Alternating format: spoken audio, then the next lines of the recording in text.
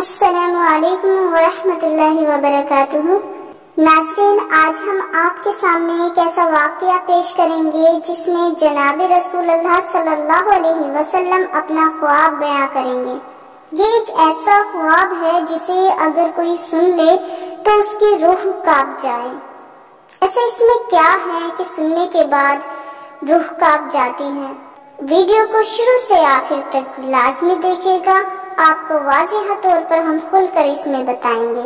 جناب رسول اللہ صلی اللہ علیہ وسلم کی عادت شریف تھی کہ فجر کی نماز پڑھ کر اپنے یار و اصحاب کی طرف متوجہ ہو کر فرمایا کرتے تھے کہ تم میں سے کسی نے رات کو کوئی خواب تو نہیں دیکھا؟ اگر کوئی دیکھتا تو عرض کر دیا کرتا تھا۔ آپ کچھ تعبیر ارشاد فرما دیا کرتے تھے۔ عادت کے موافق ایک بار سب سے پوچھا کہ کسی نے کوئی خواب دیکھا ہے؟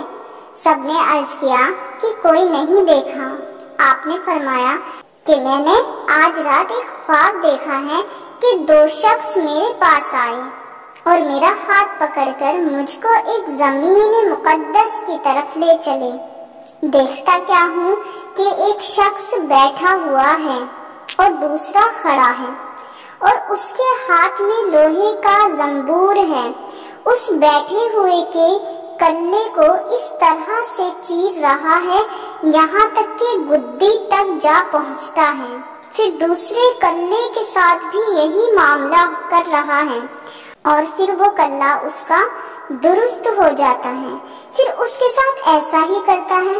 میں نے پوچھا یہ کیا بات ہے؟ تو وہ دونوں شخص بولے آگے چلو۔ ہم آگے چلے، یہاں تک کہ ایک ایسا شخص پر گزر ہوا جو لیٹا ہوا ہے اور اس کے سر پر ایک شخص ہاتھ میں بڑا بھاری پتھر لیے ہوئے کھڑا ہے۔ اس سے اس کا سر نہایت زور سے پھوڑتا ہے۔ جب وہ پتھر اس کے سر پر دے مارتا ہے تو پتھر لڑک کر دور جا گرتا ہے۔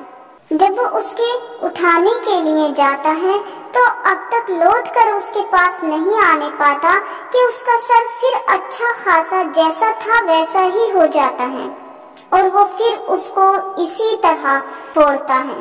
میں نے پوچھا یہ کیا ہے؟ وہ دونوں بولے آگے چلو۔ ہم آگے چلے یہاں تک کہ ہم ایک غار پر پہنچے جو مثل تنور کے تھا، نیچے سے فراخ تھا اور اوپر سے تنگ۔ اس میں آگ جل رہی ہے اور اس میں بہت سے ننگے مرد اور عورت بھرے ہوئے ہیں۔ جس وقت وہ آگ اوپر کو اٹھتی ہے اس کے ساتھ وہ سب اٹھ جاتے ہیں یہاں تک کہ قریب نکلنے کے ہو جاتے ہیں، پھر جس وقت بیٹھتی ہے وہ بھی نیچے چلے جاتے ہیں۔ میں نے پوچھا یہ کیا ہے؟ وہ دونوں بولے آگے چلو۔ ہم آگے چلے یہاں تک کہ ایک خون کی نہر پر پہنچے۔ اس کے بیچ میں ایک شخص کھڑا ہے اور نہر کے کنارے پر ایک شخص کھڑا ہے اور اس کے سامنے بہت سے پتھر پڑے ہیں۔ وہ نہر کے اندر والا شخص نہر کے کنارے کی طرف آتا ہے۔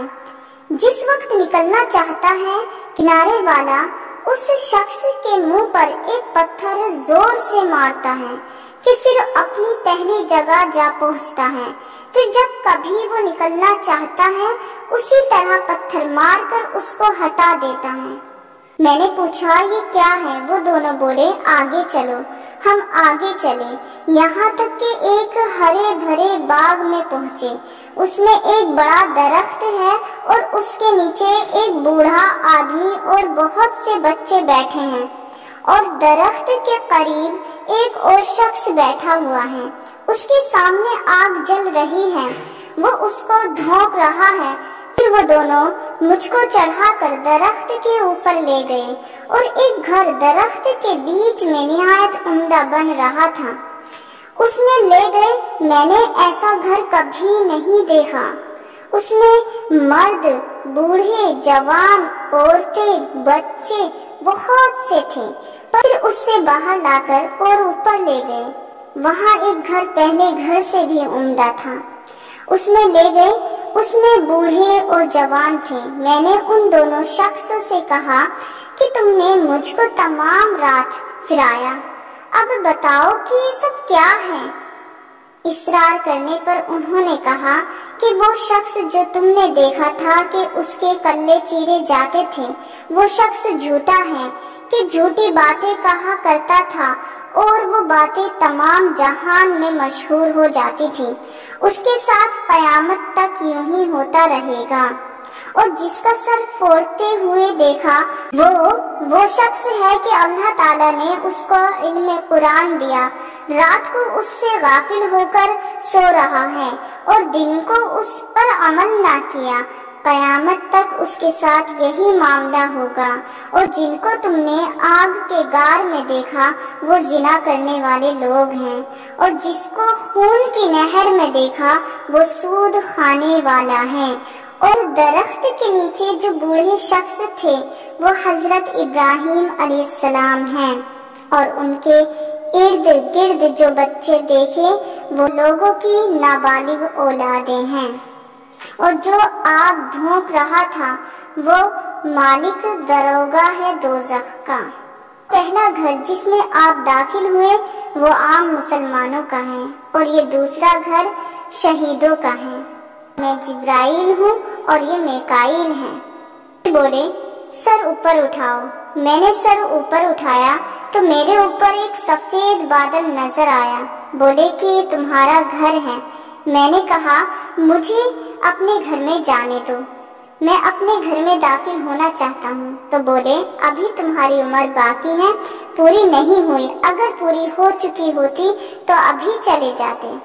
ناظرین، یہ واقعہ سچا ہے۔ اس حدیث سے کئی چیزوں کا حال معلوم ہوا۔ اول جھوٹ کا کہ جھوٹ بولنے کی کتنی بڑی سخت سزا ہے۔ دوسرا ہوتے ہوئے عمل نہ کرنا۔ تیسرا زنا کرنا۔ چوتھا سود لینا۔ اللہ تعالیٰ ان کاموں سے ہماری حفاظت فرمائے اور ہمیں کہنے اور سننے سے زیادہ عمل کرنے کی توفیق عطا فرمائے۔ ناظرین، ملتے ہیں اسی طرح کے سبق آموز واقعوں کے ساتھ، سچے واقعوں کے ساتھ نیکسٹ فرائیڈے کو۔ تب تک کے لیے دیجیے ہمیں اجازت۔ السلام علیکم ورحمۃ اللہ وبرکاتہ۔